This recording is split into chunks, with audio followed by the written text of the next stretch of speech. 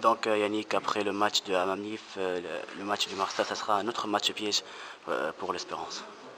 Ouais, pas un match piège parce que un match piège c'est quand tu joues contre une équipe qui, bon excusez-moi avec tout le respect que j'ai pour les équipes, quand tu joues contre une équipe qui est un peu pas bien placée. Mais là la Marsa c'est un concurrent, c'est un concurrent pour une place africaine.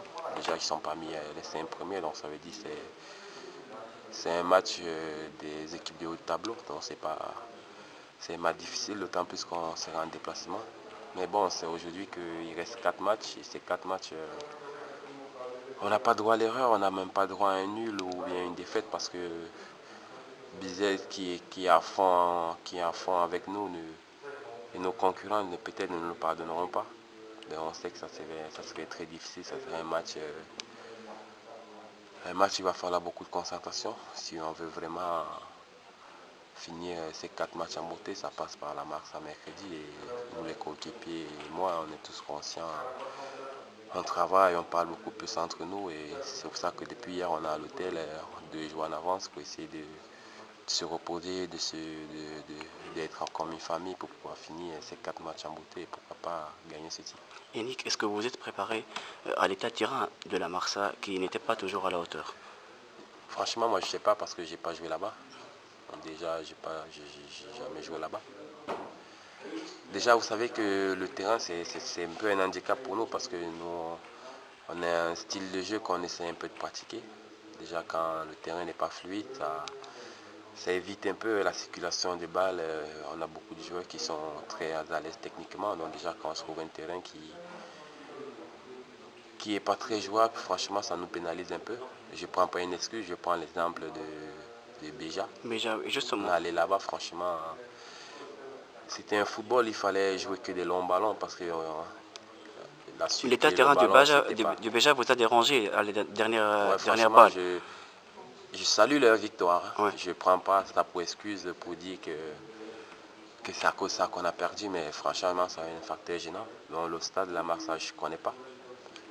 Mais si ce n'est pas en bon état,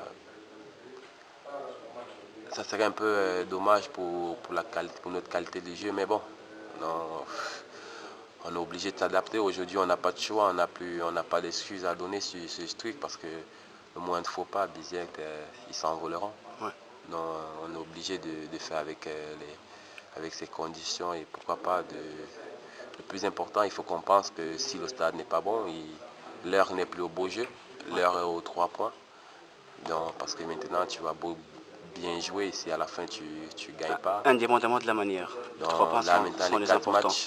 les 4 matchs, c'est pour les 3 points, peu importe comment on va les marquer les buts. Justement, vous avez parlé des 4 matchs, Yannick. On sait que l'Espérance maintenant est totalement concentrée sur le reste du championnat, mais le public espérantiste commence à parler du match de demi-finale contre Mazembe, commence à parler de la revanche. Est-ce que ça ne vous dérange pas au niveau de la concentration de Moi, commencer à particulièrement, concentrer tout à Mazembe et moi, laisser les matchs du championnat? moi, particulièrement, ça me dérange pas parce que je suis à fond sur les 4 matchs championnat, je vous dis la vérité. Moi, j'ai un raisonnement pour pouvoir conquérir l'Afrique ou le monde, il faut d'abord conquérir le chez toi. Donc si on veut être champion d'Afrique, il faut d'abord qu'on soit champion chez soi. Donc ça veut dire pour moi les 4 matchs qui restent sont tout à fait aussi capitaux que le match de Mazembe. Donc ça veut dire si on ne va pas penser, tu ne vas pas penser à aller balayer la cour du voisin, tu n'as pas balayé ta cour encore. Hmm. Donc ça veut dire moi je suis pour l'instant à fond sur les 4 matchs. C'est vrai que Mazembe c'est une demi-finale et c'est un gros match. Nous tous on joue en Afrique pour jouer ce genre de match et c'est dans un coin de notre tête, ça nous arrive de penser, mais franchement mes coéquipiers et moi on est plus à fond sur ces 4 derniers matchs et après on pense à Mazembe. Et concernant la nouvelle recrue, Emmanuel Clotet, c'est fort possible qu'il jouera avec toi comme un deuxième attaquant. Comment vous pouvez le juger après 3 jours d'entraînement? Mais déjà, moi, je ne le juge pas ces 3 jours.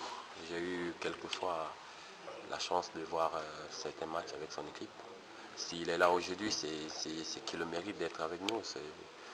L'Espérance a toujours voulu des joueurs qui viennent pour nous apporter un plus. Donc, on sait déjà sur ses qualités, je ne doute pas, nous tous on est conscients de ses qualités.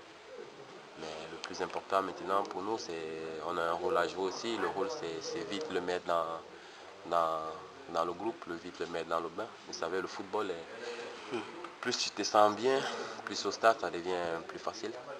Parce que moi, je me rappelle quand j'étais arrivé avec mes coéquipiers, on ne se connaissait pas encore très bien. C'était un peu dur dans la communication parce qu'ils ne connaissent pas tes habitudes et tout.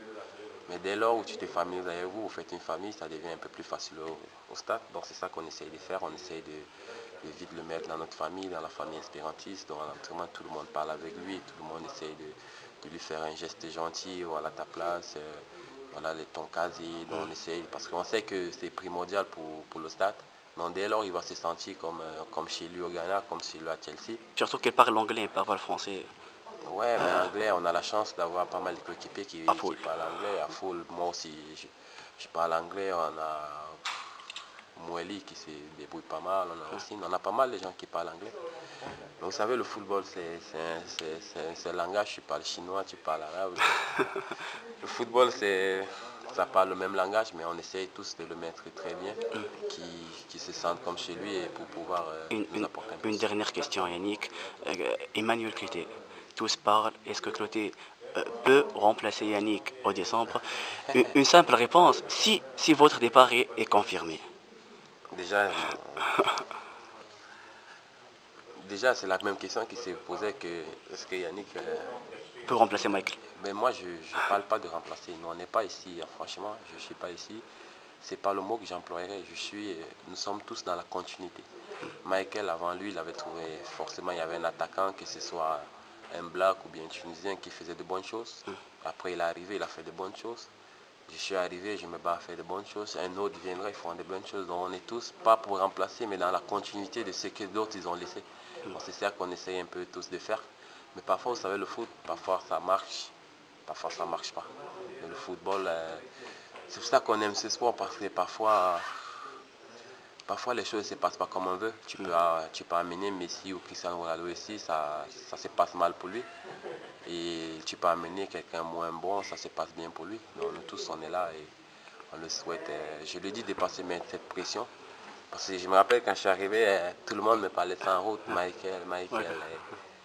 Et moi, là, je le voyais, là, quand il venait ici, on essayait de parler avec moi, on essayait de parler avec lui. Je disais non, tranquille. Une autre star à l'Espérance, Joseph Yannick Nyonk. Je disais tout le temps que non, moi c'est quelqu'un que j'apprécie bien, j'aurais bien aimé jouer avec lui. Donc je ne suis pas là pour le remplacer, il ne faut pas oublier ce qu'il a fait. Ça sera difficile pour la défense adverse. Yannick Nyong et Michael Ramo. Ça sera trop difficile. Ça pourrait être une bombe, ça. Mais dommage, on ne sait pas la vie, ce qu'elle nous réserve un jour, pourquoi pas. Je sais qu'il est toujours le bienvenu ici. Donc je peux comprendre que votre départ à l'F-Session n'est pas encore confirmé. Vous voulez rester à l'Espérance après décembre? Pourquoi pas, je n'ai pas de problème. Hein. Franchement, dans la rue, chez moi, avec mes coéquipiers, il y a un truc d'abord, si je suis là jusqu'en décembre, c'est parce que j'ai voulu. J'avais le choix de partir en juin. Après, mais le président et le staff, tout le monde m'a dit si je pouvais rester encore jusqu'en décembre. Mais j'ai pas dit non. Ouais. Je suis resté. Déjà, peut-être que pas mal de gens ne savent pas. C'est moi qui ai pris cette résolution de rester et ils ont trouvé un terrain. Avec mon aval, on a essayé de trouver un terrain d'entente avec Sion pour qu'il me laisse 6 mois. Bon, après, pour l'instant, l'heure n'est pas parlée à ça. En décembre, on verra si on trouve un terrain d'entente encore pour rester encore plus longtemps. Pourquoi pas? Donc espérons qu'on sera champion et champion d'Afrique et Yannick restera. Ça, c'est la meilleure. C'est ça la meilleure. Merci. Ça, vraiment, c'est la cerise sur le gâteau. Merci.